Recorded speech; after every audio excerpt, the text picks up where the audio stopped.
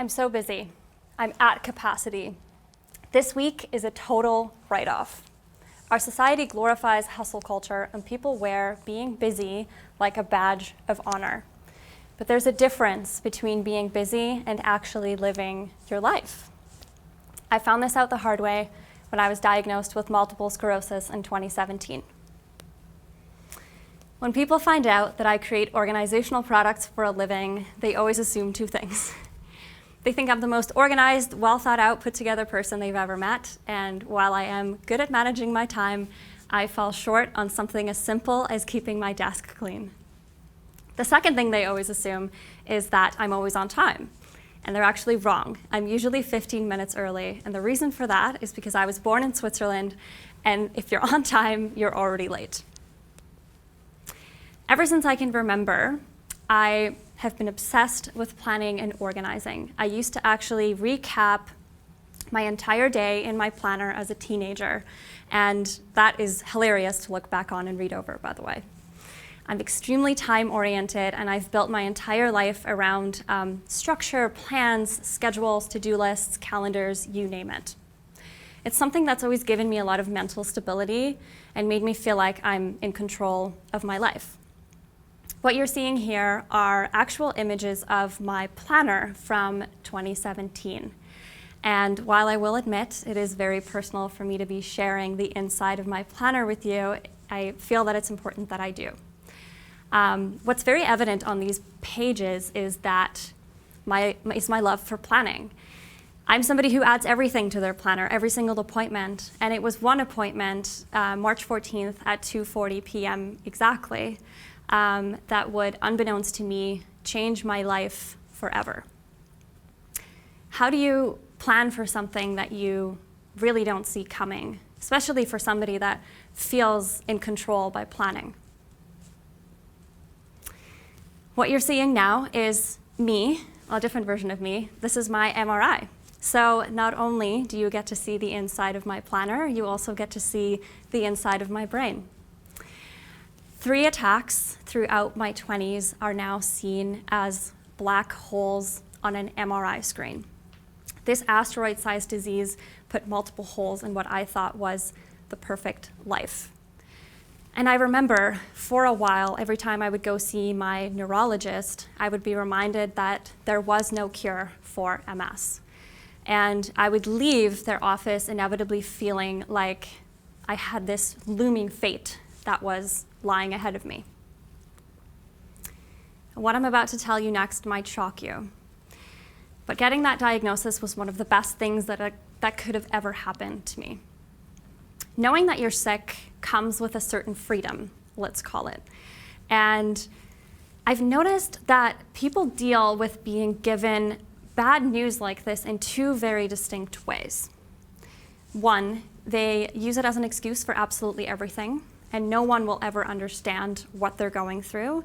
Or 2, they use it as fuel to become the best version of themselves they have ever been, and the only person they have to prove it to is themselves. I eventually reached a point where I no longer wanted to feel like I was a victim of this disease. And I decided to transform my life. And to this day, it has been one of the hardest things, and I have to kick my own you-know-what almost every single day still. So, how did I get here? What steps did I take to get myself out of bed and back to work? Well, I decided to unbusy myself.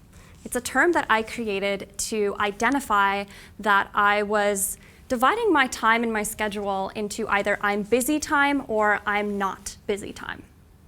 Somewhere in the last decade, we started confusing being organized with being busy. And they are, believe it or not the same thing. But they can feel very much like the same thing. I think we all get this daunting sense of satisfaction telling people how busy we are, and it was actually starting to make me feel gross. I no longer have the energy or time to be feeling like I don't have enough time. We all get to have the same amount of hours in every single day, but why do some of us feel like we get to have less of it? I don't know what my life holds anymore. But what I do know is I have more power to say no to things now than I ever have before. Doing things you don't actually want to do will make it feel like your time is being robbed from you. And it shouldn't take you being diagnosed with an illness to realize that that is not good for you.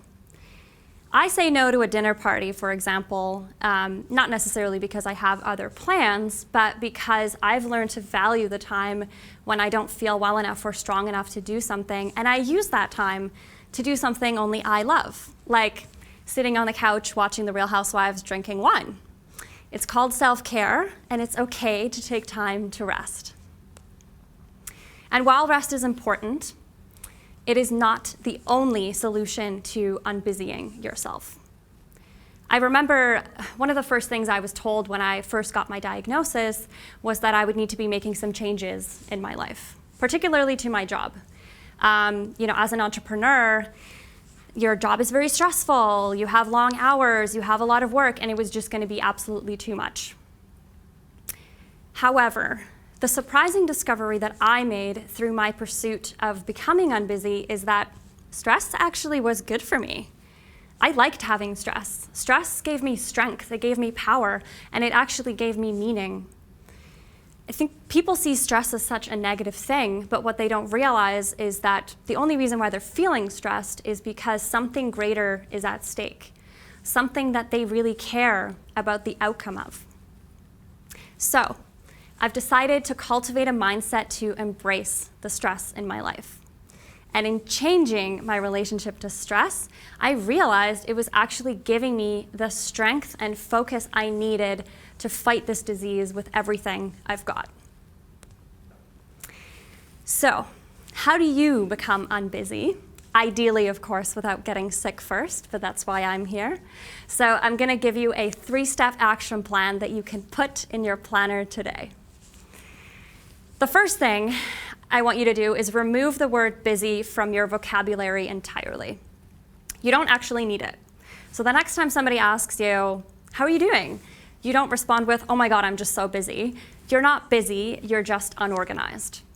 So that brings me to the second point. Take power over your time. Find a way to create a routine for yourself that allows you to have space for time with your friends, a nature walk, a glass of wine, a spontaneous trip, or a bath. Because if you manage your time well enough, you might realize that you actually have a lot more of it than you thought. And third, change your relationship to stress. Stress is an indication that life is testing you and seeing if you'll survive. If you're feeling stressed, try to take that stress and maybe channel it into something positive the way that I did. And remember that stress is here to gently remind you, okay, sometimes aggressively, that you have a purpose on this planet. I like this evolved version of myself. I'm better than I was before, and ironically, I'm also healthier. I'm so much more in tune with my body and my mind, and I actively reclaimed my health by becoming a vegetarian, by seeing a therapist, by taking the right supplements, exercising, and really removing all negativity from my life. Optimizing my health is an absolute non-negotiable for me.